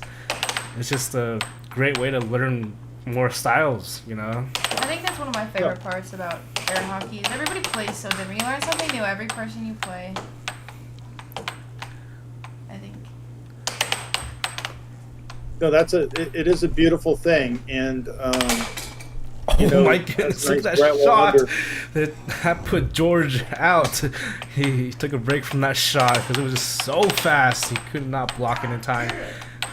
Oh, He's screaming, and Nathan scores on himself. yeah, there's so many different styles, and you know, there's so many different variations of air hockey. Period. I mean, everybody, Oh, Ooh. we're all nice. I think George Yeah, got mad enough. everybody's different again. They play how Yeah. they want to play, and that's kind of the beauty of air hockey. Yep. There's no two same players. Oh, straight down the middle for George. It's 1-4 Yeah. now, like 4 points in a row. Nathan was Again. badly out of Nathan position there, didn't throws lose his his mallet. mallet. Oh no. Yeah. That's the first time Nathan loses his mallet in beautiful fashion. He threw it all the way into the other side of the If room. you're gonna throw it, you're gonna throw it. Right. You might as well, right? Just before the game, we were like talking about throwing fishing rods or something, and Nathan throws it sideways, and I throw it over my head, and Nathan was like, "Oh, I should do that."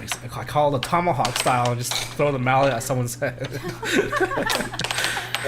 When Nathan That's scores on himself, brutal. a nice off-speed transition on the right wall catches George off balance. It is 2-5 still, but at that point, oh my goodness, that right wall over. George flinches out of the way. I'm not gonna replay there. Nice block from George. George sets it up slowly, moves it up to his old style. Off goals, does not make it. That right wall in. That cross misses. It was there.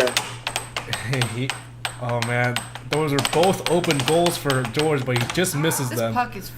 I was gonna say this puck is flying. It is no longer Yeah, flying. is. That's what happens when in a high level play, the puck just goes everywhere. It's so hard to follow this puck because it's just going everywhere on the table right now. That's why I think I would be scared to go to Worlds. I feel like I already have not great vision.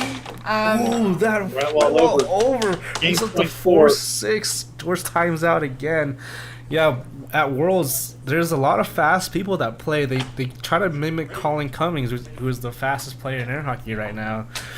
So Colin's the biggest inspiration for the faster play. But for me, I like to take it a little bit slower. Yeah. That forehand gets the final shot. I was gonna say I like to look at 2 games where I'm apiece. shooting the puck. Right. Give me a second to focus. I got this.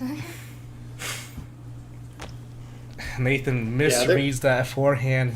He just could not get that down. And it's now 2-2. Could this be another Game 7? It's sure looking that way. You know, I know George is going to want to try to put it away, you know, the next 2 games, but you know, is he going to have the stamina? Is his back going to hold up to be able to do that and to continue to play? I think he came out trying to do that, and I think Nathan stole that second game, and I think that took a lot of wind out of his sails. And Nathan just rolled on him in that Game 3, but I guess that was the break that George really needed. And you know, so now it's 2-2, and George looks pretty good. He looks like he's a little bit more rested. But you know, like I said, we'll see how that you know progresses, because he looked this way in Game 2, and like I said, Nathan just, you know, he took that game. Yep, it was so we'll see. 7-3. Yeah. Now it's 7-4 for George. Mm-hmm. I can't wait to see where this set goes. This set, either way, it can go either way. I'm excited. I know I sound like it, don't I? So both these guys, you know, obviously they're pounding on each other. You know, and this, in the middle of a set like this, you know, in the middle of a match, you know, both guys get tired. They feel like their shots might be getting readable. They might be doing the same kind of thing over and over and over. They don't want to get to the point where they become stagnant or stale, you know, on offense. I mean, so, it might look like that, but deep down inside, they are adjusting pretty hard to one another. And George is very well known for adjusting right off the bat. Yeah. So again, like the key to, you know, not getting to that point, that face-off win there, but well, guess not. He must have touched it. Yep. So, you know, the key to that is, again, don't overthink those kind of things, because it's real simple, and you actually will psych yourself out. I mean, you'll start changing things up when you don't need to. Yeah, I mean, so, if you have no confidence in a game, you might just lose it. So confidence is. I like that left ball over that Nathan hit there to go up 1-0, but now George, that first point for Nathan, the left ball over. Yeah. Oh, now George is fighting that cross. He so desperately needs. And that was the release there, as you saw. So he pulls it back a little more, and you know, instead of just relaxing and staying out there, Nathan is pulling back. Mm-hmm. Nice get from George off that transition. Another nice get. This puck is just going everywhere right now. Nathan just kick his feet in the air. A lot of players kick their feet in the air, Kai. It's a very known fact that. Under by George. Oh yeah. You say very known fact, like I've played more than like 5. I kick my feet up in the air, and Nathan kicks his feet up in the air. Sam is a very high kicker. It's just to get that extra reach. Speaking of the high kicks, Ben Evers and I think Avery Yevernetsky and David White are probably the highest kickers the sport has seen. Yeah, they go up way up way up there. Yeah, they defy gravity. It might just be because I have horrible balance, but I feel like I would immediately fall. Like I'd hit the ground and I just keep going. I'm not very coordinated. Well, it's 4-2 right now. It's not necessary to kick that high. I can speak from experience. Yeah, you just kick a little bit.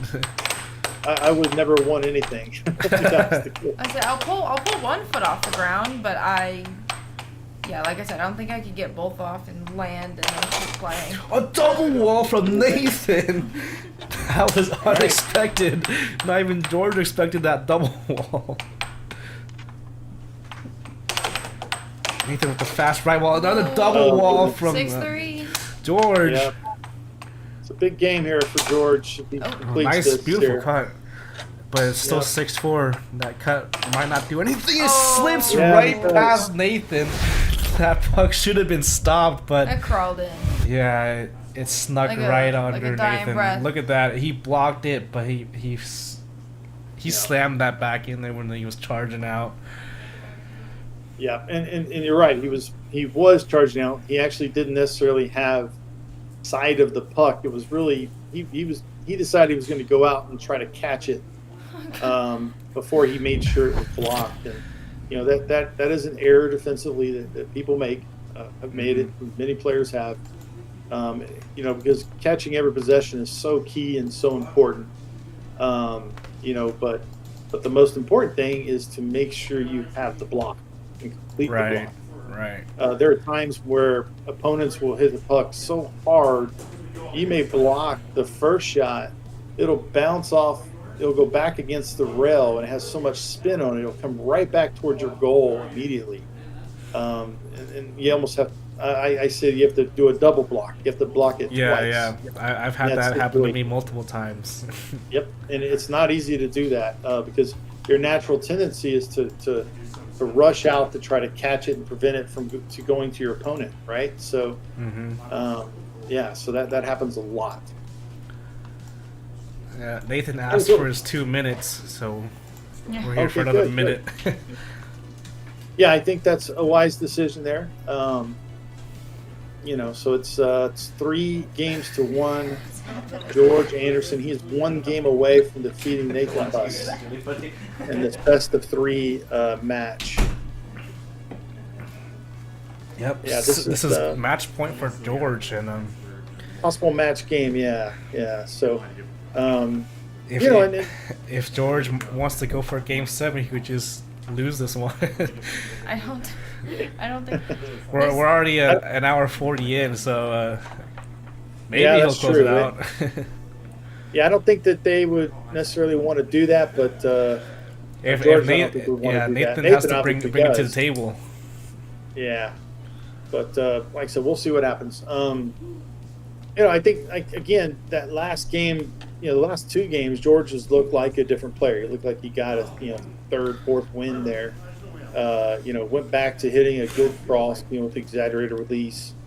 Still kind of playing a little quicker and faster, and I think he really needs to. But as you see in some of those highlights there, his forehand has been really nice tonight.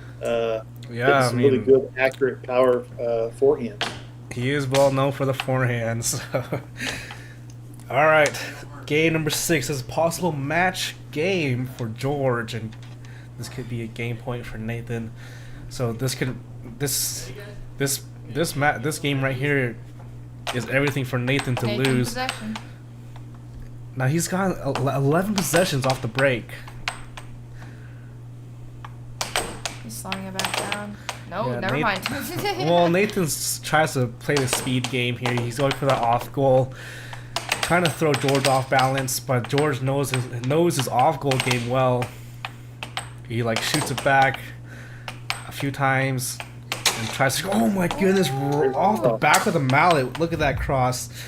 He brings it up from the drift, back of the mallet cross, beautifully hit. One of the problems, and this is kind of what I was alluding to earlier, with Nathan.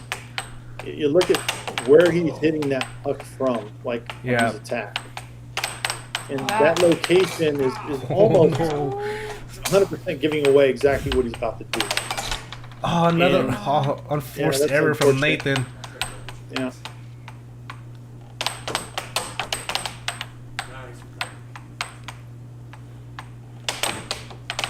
George with his words of encouragement. George always hypes himself up externally, not internally, as most people do. So, ooh, look at this release. He was selling the left wall, but then he does a right wall over.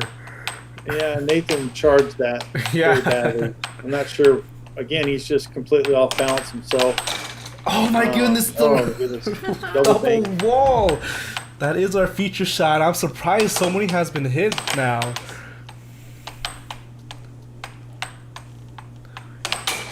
A beautiful left wall over. Serve shot from George. Look at this serve shot. He is finishing this game. He does not want it. That is the goal. Phil Arnold's serve there. Yeah. Nice. He's ready. George just wants to finish this game off right now. He does not want to play any more air hockey. His back is in pain. He is sweating like a We need to get him, 5-gallon like, bucket of we water. need to Water get right him now. a sweatband. He doesn't like to wear his sweatbands. I don't know why, but it is a good Honestly, suggestion. probably because it like collects it and it just sits down his forehead. I don't blame him. Now that I'm thinking about it. Oh. Oh, Yeah. he's Nathan needs to Point fix two. his charging disease, but now it's match point to 2. This could be it, folks. George is turtling, and he gets it off the right wall under. Look at him toying it with Nathan. He's just turtling and just reads it just like that and slams it on that right wall and goes under. And Oh, he looks there so it is. proud of himself too, going up. He was so proud of himself. And there it is, George claiming the #1 spot in Idaho once again before Nathan takes over with the weekly wins. What a Unfortunate match there for Nathan. You know, I think that first set really, I mean, I don't think he kind of, was able to regain that magic he had going. Yep. And, then all of a sudden, George just, he really just slowed it down just enough. And I think his back relaxed, so his offense was a lot more crisp, a little more fluid. And, Nathan started charging. That's not a good thing, Nathan. He knows it. Yeah. Nathan loves to charge. That's one of his big things. And I mean, sometimes it works, sometimes it doesn't. But it just depends on the player. And if a player catches on to that, it's kind of his game to lose. So the charging thing it's an exciting part of our sport, but if you do it too much, especially against a player with a lot of experience, not that George has a lot of experience or anything, just about, I don't know, almost 50 years. Well, 35 years, you're right. But, so in other words, he probably should have picked maybe a lesser experienced opponent to charge so much against. How about that? Well, are you calling it That's charging probably when I'm just blocking up by the line even way still before charge, he yeah. hits? So, okay. So I went into this match going, I know Nathan does that a lot, Yeah. and I've been letting you get away with it way too much. So I did make a mental note of sit on it till late in the match and then make him pay. The first time he blocks you over the line and pisses you off, you did that, you were way over, and then I went, all right, now I'm going to go around him every time, and I like 3 straight points. Oh man. So the mentor is not finished mentoring, is what it sounds like. That's what it sounds like. Yep, for sure. I had to figure That's out okay. some stuff. Last couple times I played you, I wasn't really focused on the little things. I was depending on experience and basic, just being on goal and accurate. Well, that's not good enough to beat you anymore. As you see, I'm shooting a vast majority of my shots, except for transition or chase, which I'm just trying to hit back to myself. I'm hitting almost all of my shots exactly where I want to, and I'm not scoring near as fast as I used to on you. So now I have to use strategy, timing, releases. Like I started really messing with the release on the cut. I was shooting front side, mid, and back side, Right. but all from the same spot. So it just changed the timing and the look. And you would literally just move right out of the way. Man, I mean, I think what killed me the most is that you took my cuts away. That's my. I don't know. I think I got 2 in, maybe. I came out on you this Yeah. time. I didn't play tentative. And that's my bread and butter. These guys will all Yeah. tell you, like, if we play a game, they take away my cuts first, generally, if they can. And if they take the cuts away, like if we played Texas King of the Hill, Yeah. right, where you get to actually choose a shot that the other player cannot do for a game for Yeah. practice, my cuts go away. Yeah. Right. And you took that away, and I tried and tried. Well- I didn't want to just shut it down. I didn't want to lose it, but you blocked it every time. The idea was to take your straight game away completely this whole match, make you, because when you get confident, you start hitting your right over, and you would have ate me alive. You won't shoot your left over, even though it works on me. You shoot it for like 3 shots, and then you just abandon it, and I love it. Because I'm like, oh, it's killing me, but You know he'll why? stop shooting it. It's such a dead giveaway that either it will score, or I will get stuffed on it. it's a 50-50. Dude, you should keep It's shooting too until he gets stuffed. It's too predictable, and it's like every time he gets stuffed, and I'm like, But what you do is you take it up there, you make me think you're going to shoot it, and then you shoot. Then you're set up for the cross. Yeah. When I come out, I open up the lane. So that's what you need to be looking at is going, okay, I know he's going to charge this one. I'm going to cross it on him, or I'm going to throw a right bank. Right. So, yeah. It's learning those different, how to adjust. See, what you're going is, oh, he's going to take it away, so I'm going to take it away. Right. No, you make me take it away, and then you adjust. Right. And that's a big part of the game. Like when I play matches like at Nationals, in that 4 out of 7, you got to stay one step ahead of any adjustments, because that's the key. You can't abandon anything that works. Right. But you got to make an adjustment so that you can keep what works, but also add on to it. Add on. See, I find that, Mike, if I do the left wall over and the cross, that's going to go to the same side of the goal. And if he realizes that he's just going to sit right there, then I'm not going to have anything on that left side. I didn't really do anything different through this whole match, except for I would add a little bit of an angle or a shot to what I was doing once I figured out what you were doing to me, just to move you a little bit. You know, a lot of it is just the little tiny details. You came out and started blocking his right wall overs. But that got me. I've got to say, you are adjusting some mid-match now. That's good to see. You're starting to learn. You've just got to have a little more confidence in your own game, not get frustrated. Or if you do have a bad, like I did when I had that bad game, throw a game away if you have to. I don't recommend it. It doesn't work for most people. It works for me where I throw the game away and I reset. And I come back and I usually win. The ref looked at me like, what? What did you say? I'm like, it's normal. It's normal. Danny, how many times have you seen me do that at a national? Throw a game away 7-1, even 7-0, and then come back and win the set. Yep. I do it all the time. Yeah, I've seen George do that a lot. Yeah. I've thrown it away and lost the match too, but too. Usually when I do it, it's intentional. I need to do it. I know I need to do it because I need to go reset my brain. Well, this is the time for any viewers. If you want to throw out questions for us, the game's over. We'll answer basically anything right now. So if anybody wants to throw a question in there, to go for it. Danny, man, the one question I have for you is he was getting me on those cuts and crosses at the end there. I felt like my defense was up higher. It must have not been, but it felt like it was. I felt like I was mid-table. You were pulling too hard. Yeah, you were pulling back. Okay, I was turtling on that? Oh, yeah. So, again, discipline, right? So, just because George, changes the angle a little bit on you and he hits it a little earlier than normal, that tells you that you're probably out of position, in like the peak of your I guess pyramid, like the peak of your mountaintop, right, where you're playing defense. So if they hit it a little further, like to your left, on the left quadrant, then you need to move your defense just a hair to your left. Yeah. But then the key is when they pull back and do that exaggerated release, you don't move. See, and when you move, when he did cheat over, then it opened up the lane for the cut because you were pulling out of the block. Yep. So it was opening up the lane. So I hit like 3 cuts because you were in position. What I did is I actually watched.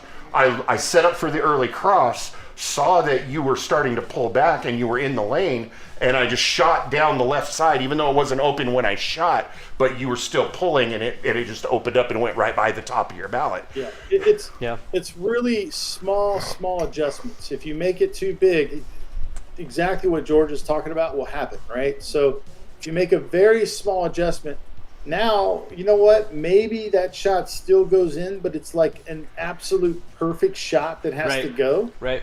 And for somebody to do that, especially in high pressure situations, it's a lot more difficult, right?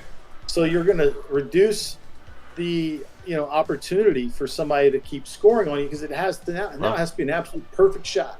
See? And if somebody hits an absolute perfect shot, hats off to you. Now do it 6 more times, right?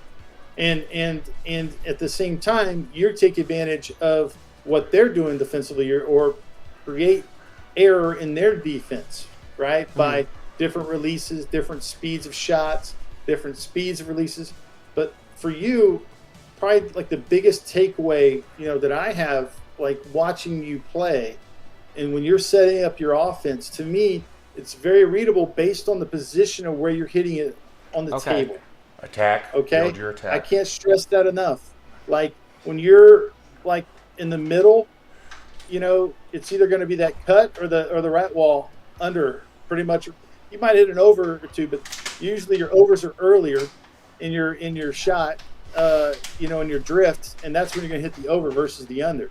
And then when you're further over to left of center, then I know you're going for a left wall or a cross. Mm-hmm. And you can't do that because the top defenses are people that, it doesn't even have to be a top defense. It's just somebody that's been playing long enough. They're going to recognize that. So now you're giving away what you're doing.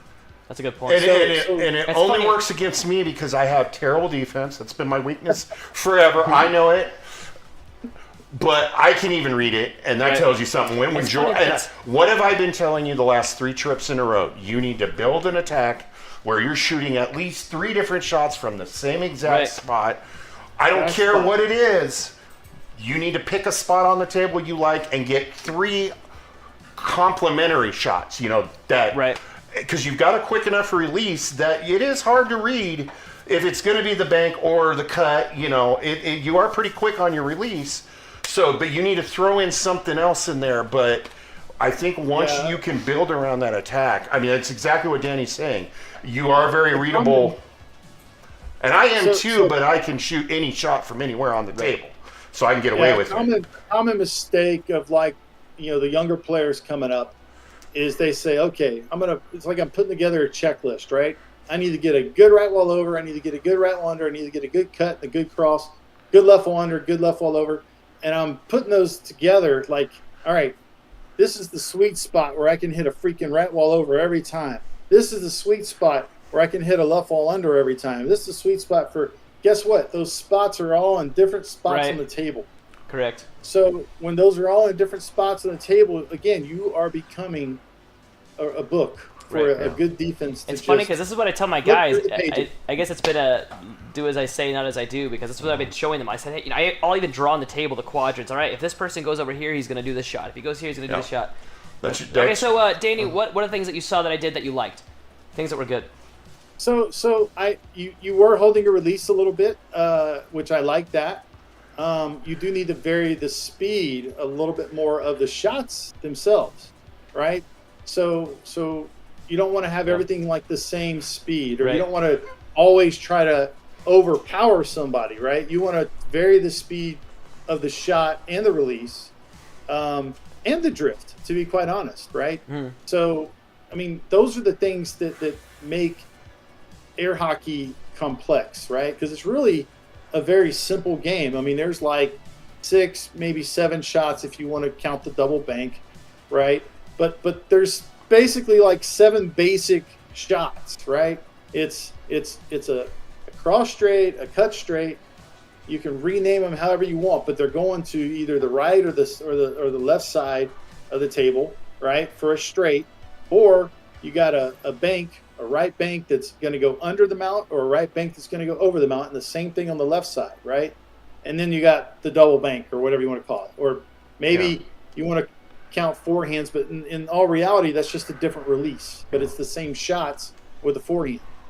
So, what makes air hockey so complex are the different locations you can hit the puck from. It's the different speeds of the shots, the different speeds of the release, the timing of the release. Again, the different kinds of releases. If I didn't say that before, I can't stress that enough, because there are multiple types of releases that will, again, fool the defense, right? And that's really what it's all about. So, watch. I love bringing out these guys, because to me, it's real obvious, how well they play offense and how they do it. Like Billy Stubbs is like the textbook, right? You go watch Billy play on offense. What does he do before he even starts to drift, right? He puts that puck in the exact spot, like every time before he starts his drift, right? And then he drifts to the exact spot, right? And it's consistent. He's the machine. It's like, zeros and ones, right? Billy. And Fucking that's hate what Billy. he does. I hate you, Billy. And then Billy, he hits. Billy. all those different shots from that same location. And that's what makes him so amazing, such an awesome player to play against, and the champion that he is, right? So it's that, Vince kind of does the same thing, has probably give you a good perspective of lefty, right? It's not exactly like how Billy sets it up, but to me, there's a million different ways you can do it. But the good thing again about Vince is taking his time, again, hitting it from the same locations on the table, right? Multiple shots. Jacob Weissman, another great example. Yep. So watch these guys that do this, Jacob Weissman, he had it pounded into his head. He had to do that when he was growing up. But the other guys, they learn by watching everybody else. Yeah. And that's where I even tell you, there's one shot that I shoot, one of my crosses. The only reason it's not a front side release, I literally just push down with my finger just a tiny bit. And what it does is it slows it down to where I hit it off the backside. Yep. And all I did is right in the middle of the swing, I just pushed with my index finger in the trough. It's just a little thing to make the timing exactly the same. And when I hit that right, it's just a perfect flow. And it makes you go, whoop, whoop. It's funny because timing of the shots itself or the speed, I do that to these guys, but against you I never do an off speed because... You think you have to go fast against me. It's funny. Yeah. Well, it's that I don't want to just give it away. And I feel like if I go even like 95% power, it's going to just give it to you. It's a good point. I do wish I could go back and No, because I would probably jump out of the way of it, especially... I have crappy defense. Well, I'm getting better on defense. I'm working on it. But I would probably flinch right out of the way of it. I mean, have you seen Vince shoot on me? It's like, and he shoots the same shot twice. First one's a full speed crosser. I think 85% because I don't think he shoots a full speed shot too often. And then the next one's like 55%, and he's very exaggerated. But for us, for you, start practicing the little bit, just a little bit. Just take a little bit on. Yep. It's kind of like, when you're playing with the yo-yo and you pull the string back, Just pull the string back a little bit. And I do that a lot against you, and you don't catch it. And that actually saved my butt because when I was playing spec earlier, at first I was just pounding it. I was feeling great. My arms feeling healthy for the first time in a year. And I'm just launching these shots. And every shot, he's blocking every cross.